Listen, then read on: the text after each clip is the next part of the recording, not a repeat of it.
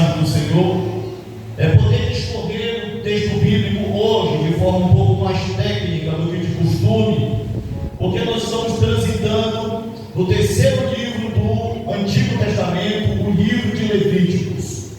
O livro de Levíticos, na verdade, recebeu esse nome da Septuaginta porque tratava-se ou acreditava-se que se tratava meramente da prática sacerdotal dos levitas. Mas, de fato, a verdade é que o livro de Levíticos, ele não tem em si somente apresentar as formas como os levitas irão auxiliar o trabalho do grande tabernáculo móvel, através, obviamente, da liderança de Moisés e de Arão. Quando nós analisamos o texto hebraico de Levíticos 1:1, diz que assim no hebraico: Vaikra el Moshe, Vaidaber Adonai Elav, Meorer Moed Lemor, ou seja, chamou o Senhor a Moisés. A palavra Vaikra no hebraico significa que é uma chamada oriunda de um grito muito forte, é uma chamada com brado, é uma chamada com intensidade, é uma chamada que somente Deus sabe como fazer. O termo Vaikra el Moshe, ou seja, chamou a Moisés, é um texto que deixa muito claro, pois a palavra kará no hebraico significa chamar em voz alta, chamar com veemência, chamar com autoridade. Então o livro de Levíticos, a partir do capítulo 1 de Levíticos, a partir do verso 1, já nos deixa claro que Moisés foi chamado com a autoridade do próprio Deus. O interessante é que o lugar onde, obviamente, nesse livro Moisés foi chamado, e dizia: o Senhor chamou a Moisés da tenda do encontro, Moevel Moed, ou seja, da tenda do encontro. As traduções traduziram como a tenda da congregação, mas o hebraico chama da tenda do encontro. Você pode inclusive confirmar o que eu estou dizendo lá no Inquirinar hebraico português, Levíticos 1:1, produzido pelo Dr. Edson Faria Francisco. Mas uma coisa interessante é a primeira forma como Deus chama Moisés, e a partir da liderança de Moisés, ele vai, obviamente, orientar os sacerdotes que deverão realizar o sacrifício no tabernáculo do Senhor. Agora, a partir desse momento, vou trazer os amados irmãos para dentro do tabernáculo, porque tudo que está sendo feito no livro de Levíticos está sendo feito dentro do tabernáculo que Deus pediu para Moisés fazer, a partir do exemplo ou do modelo que Moisés havia visto, nas regiões celestiais. Uma coisa interessantíssima é que a partir do capítulo 1 do livro de Levíticos e a partir do versículo de número 5, mostra que havia um altar e que esse altar ele ficava na parte do átrio. Esse altar, cujo Levítico 6,13, que é o tema da festa, ele diz: o fogo arderá continuamente no altar. Nós precisamos saber em que altar esse fogo está queimando. Mas antes de falar um pouco sobre o altar, quero falar um pouco sobre o tabernáculo, que tinha 3 portas.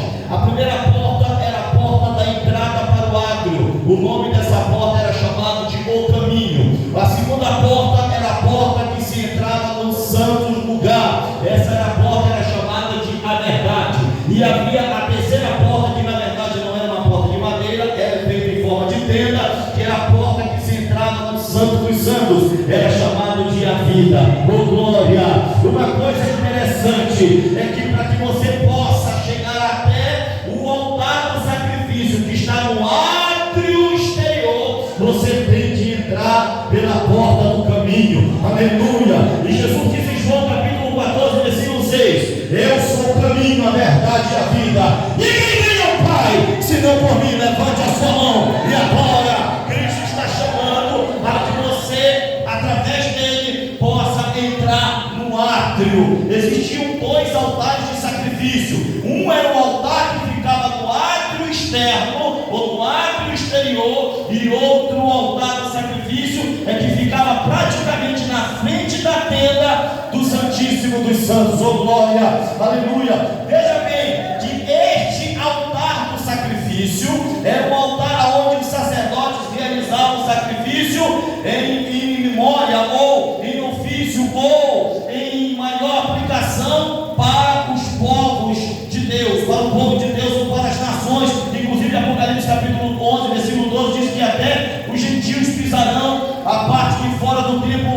por 1260 dias. Até os gentios poderiam, de uma certa forma, ao se converter à fé no único Deus invisível, porém real, e se tornando processos, poderiam entrar no ato externo para oferecer ali os seus holocaustos. No capítulo 1 de Levíticos, a partir do versículo 5, diz: Deus imolará o novilho perante o Senhor, e os filhos de Arão e sacerdotes apacentarão o sangue e aspergirão ao redor sobre o altar que está diante da porta da tenda da congregação. Quer dizer, você entra pela porta da tenda da congregação ou da tenda, aleluia, do encontro, da tenda da intimidade, da tenda da comunhão, da tenda onde Deus está lá, da tenda onde o Senhor se manifesta. Você precisa entender isso. Uma coisa interessante que ainda Levíticos 1:7 diz que os filhos de Arão, os sacerdotes, porão fogo sobre o altar e porão em ordem a lenha sobre o altar. Veja bem, não tinha como se queimar, aleluia, qualquer coisa sem que pudesse respeitar as normas ou as formas organizacionais e normativas para que de fato isso pudesse ter sido feito. A partir do capítulo 1, verso 8, diz que sobre a lenha que está no fogo sobre o altar, isso deve ser feito conforme diz o verso 11, e imolará ao lado do altar, para o lado do norte perante o Senhor, tanto quanto de fato para o lado oriental no lugar das cinzas, segundo o verso 16. E em cima da lenha que está o fogo, em cima da lenha é que está o fogo, é que em cima da lenha é que está o fogo. O que eu estou discorrendo? Eu estou discorrendo que dentro do processo das leis cerimoniais havia toda uma ordem, havia todo um princípio, havia toda uma organização do culto. Ninguém poderia oferecer culto a Deus de forma desorganizada, ninguém poderia oferecer o culto a Deus de todo ou de qualquer maneira. Só para você ter uma ideia, quando você vê agora com mais claridade Levíticos 26:8, que diz o Senhor a Moisés: dá ordem a Arão e a seus filhos, dizendo: esta é a lei do holocausto. Ou seja, existe uma regra, existe um princípio para que o holocausto possa ser de fato realizado. E o holocausto ficará na lareira do altar toda noite até pela manhã, toda noite até pela manhã, toda noite até pela manhã. Toda hora você gera para ter dado glória, toda noite até pela manhã, aleluia. Ou seja, era um trabalho hercúleo que precisava passar a madrugada inteira queimando lenha. Ô glória! Ai, irmão, se tu já vai, meu irmão, se tem gente que ora que já entendeu o negócio, aleluia. Se tu não gosta de oração, então tu não está entendendo. Para ter fogo no altar, tem que queimar desde a noite até pela manhã. Aleluia!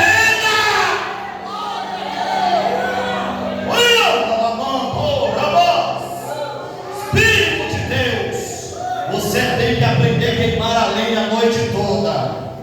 Se não aprender a queimar a lenha a noite toda, não tem fogo no altar.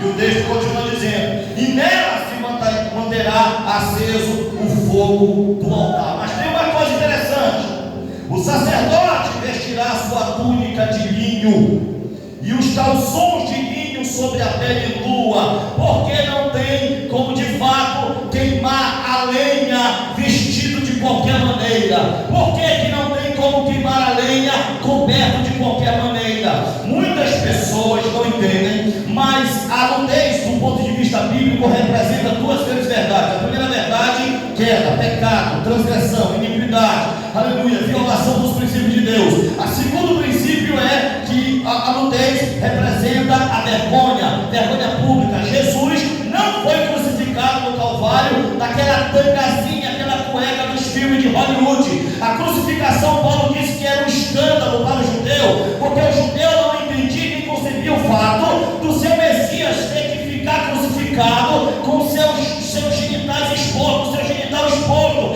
Então para o judeu aquilo era um escândalo, porque a crucificação era o pior tipo de morte que havia sobre a pena do Império Romano. E o escritor hebreu disse: saiamos para fora do arraial, levando o seu vitupério. A palavra vitupério é isso, é vergonha pública. Jesus foi exposto nu, publicamente crucificado no Calvário. Mas uma coisa interessante é que o texto hebraico de Gênesis capítulo 3, versículo de número 1, diz que existe alguém que é expert em deixar alguém despido, existe alguém expert em deixar alguém descoberto, existe alguém que é perito em deixar alguém no estado de nudez. O hebraico de Gênesis 3:1 diz assim: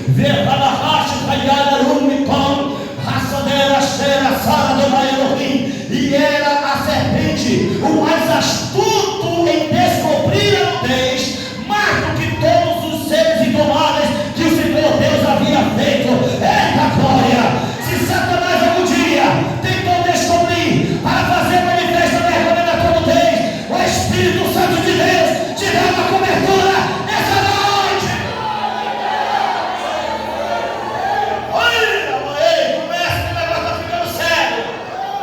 Levanta a tua mão e agora. Eu já vou aprender o negócio, a criação comigo já foi. Aleluia!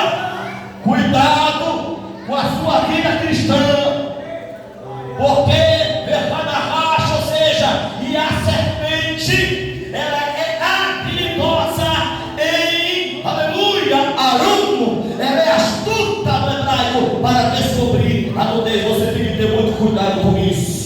Você tem que ter muito cuidado com as amizades que você tem. Você tem que ter